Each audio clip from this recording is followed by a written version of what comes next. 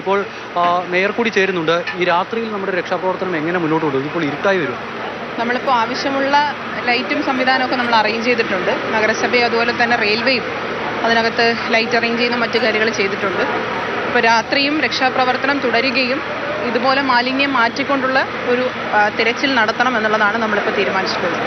ഈ scuba diving ടീമിന്റെ സഹായം രാത്രിയിലുണ്ടാവും. രാത്രി അവരുടെ സഹായം കൂടി തേടിക്കൊണ്ട് തന്നെയാണ് നടത്തുന്നത്. നമ്മൾ ഒരു തരത്തിലും ഇപ്പോൾ നടക്കുന്ന പ്രവർത്തനങ്ങളെ വിഡ്രോ ചെയ്യുന്നില്ല. അതങ്ങനെ തന്നെ നിലനിർത്തിക്കൊണ്ട് കൂടുതൽ നഗരസഭയുടെ ജീവനക്കാർ കൂടി ഇറങ്ങി രാത്രി ഇപ്പോൾ സ്വാഭാവികമായിട്ട് രാവിലെ മുതൽ വന്ന ജീവനക്കാരെല്ലാം മാറ്റി പുതിയതായിട്ടുള്ള ജീവനക്കാർ കൂടി വന്ന് ആ ശുചീകരണ പ്രവർത്തനം കണ്ടിന്യൂ ചെയ്യാനാണ് ഗ്യാപ്പിൽ, അതായത് ഇവിടെ വീണ സ്ഥലം മുതൽ ഇതിന്റെ റെയിൽവേ ട്രാക്ക് കഴിയുന്ന സ്ഥലമുണ്ട്.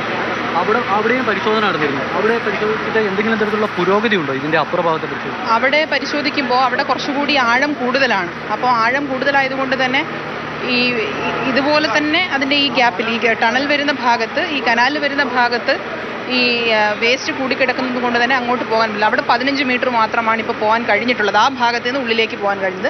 എന്നാൽ ഇവിടെ നിന്ന് 30 മീറ്റർ ഉള്ളിലേക്ക് പോകാനും സാധിച്ചിട്ടുണ്ട്. ആകെ ദൂരം ഏകദേശം 180 മീറ്റർ അത്രയും വരുന്നു.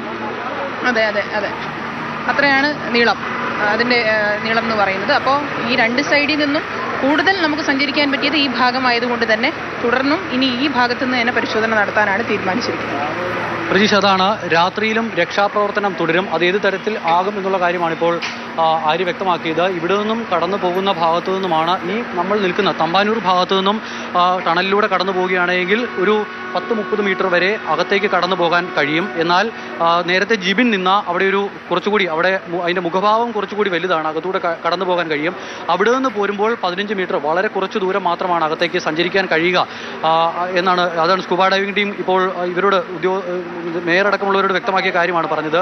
അവിടേക്ക് പോകാൻ കഴിയുന്നുള്ളൂ. അതിനാൽ തന്നെ ഈ ഭാഗത്തു നിന്നും ഈ തമ്പാനൂർ ഭാഗത്തു നിന്നും ഉള്ള തോട്ടിലൂടെ കടന്ന് ടണലിലൂടെ കടന്ന് അകത്തേക്കുള്ള പരിശോധനയ്ക്കാണ് ഇപ്പോൾ മുൻഗണന നൽകുന്നത്. അപ്പുറ ഭാഗത്തെ പരിശോധന അല്പസമയങ്ങൾക്ക് അകം തന്നെ പൂർണ്ണമായും അവസാനിപ്പിക്കും എന്നുള്ളത് ഉദ്യോഗസ്ഥരും വ്യക്തമാക്കുകയാണ്. ഇവിടം കേന്ദ്രീകരിച്ചാകും രാത്രിയിൽ ഈ പരിശോധനകളും മറ്റുമൊക്കെ നടക്കുക. ആ പരിശോധന നടക്കുമ്പോൾ പോലും ഇനിയൊരു മഴയുണ്ടായാൽ എന്നുള്ള ചോദ്യത്തിന് ആർക്കും ഉത്തരമില്ല. മഴയുണ്ടായാൽ കൂടുതൽ വെള്ളമൊഴുകിയെത്തുന്നതിൻ്റെ മാത്രമല്ല പ്രശ്നം, കൂടുതൽ മാലിന്യം ഒഴുകിയെത്തും. ഇപ്പോൾ നമ്മൾ ഈ നീക്കിയ മാലിന്യങ്ങൾ റീപ്ലേസ് ചെയ്യുന്ന അത് വീണ്ടും അവിടേക്ക് അതേ തരത്തിൽ തന്നെ മാലിന്യം എത്തുന്ന ഒരു അവസ്ഥയുണ്ടാകും. അങ്ങനെ വന്നാൽ പ്രതിസന്ധി കൂടുതൽ ഗുരുതരമാകും. നിലവിൽ എന്തായാലും രാത്രിയിലും രക്ഷാപ്രവർത്തനം തുടരും, അല്ലെങ്കിൽ തിരച്ചിൽ തുടരും എന്നുള്ള 2 വാക്കുകളിൽ അത് പ്രേക്ഷകർക്ക് തീരുമാനിക്കാം.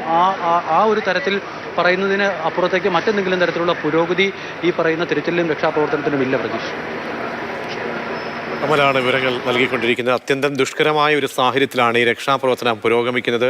നേരത്തെ പറഞ്ഞതുപോലെ തന്നെ തിരച്ചിലെന്ന് പറയേണ്ടി വരുന്ന സാഹചര്യമാണ്. മണിക്കൂറുകൾ ഇത്രയും കഴിയുമ്പോൾ ആ ഇനി തൊഴിലാളിയെ തിരിച്ചു കിട്ടുകയാണെങ്കിൽ എന്തായിരിക്കും അവസ്ഥ എന്നൊക്കെയുള്ള കാര്യങ്ങളിൽ ഒരുപാട് ആശങ്കകൾ നിലനിൽക്കുകയാണ്. സമാനതകളില്ലാത്ത ഒരു രക്ഷാപ്രവർത്തനമാണ് ഇന്ന് തിരുവനന്തപുരത്ത് ആമഴഞ്ചാൻ തോട്ടിൽ കണ്ടത്. വലിയ വെല്ലുവിളിയായി നേരത്തെ നമ്മൾ കണ്ടതുപോലെ നിന്നത് അവിടുത്തെ മാലിന്യ കൂമ്പാരങ്ങളായിരുന്നു. ഒരു ഘട്ടത്തിലുള്ള മാലിന്യ കൂമ്പാരം ലോറികളിലൊക്കെ തന്നെ ശേഖരിച്ച് യന്ത്രത്തിൻ്റെ സഹായത്തോടെയൊക്കെ തന്നെ ശേഖരിച്ച് മാറ്റാൻ കഴിഞ്ഞിട്ടുണ്ട്.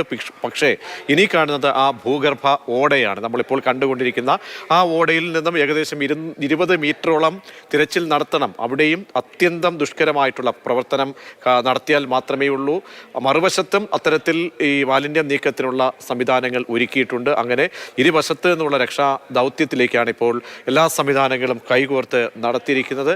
മാലിന്യ വിഷയത്തിൽ അതേസമയം നഗരസഭയും ഒപ്പം റെയിൽവേയും പരസ്പരം പഴിചാരുന്ന സാഹചര്യമുണ്ട്.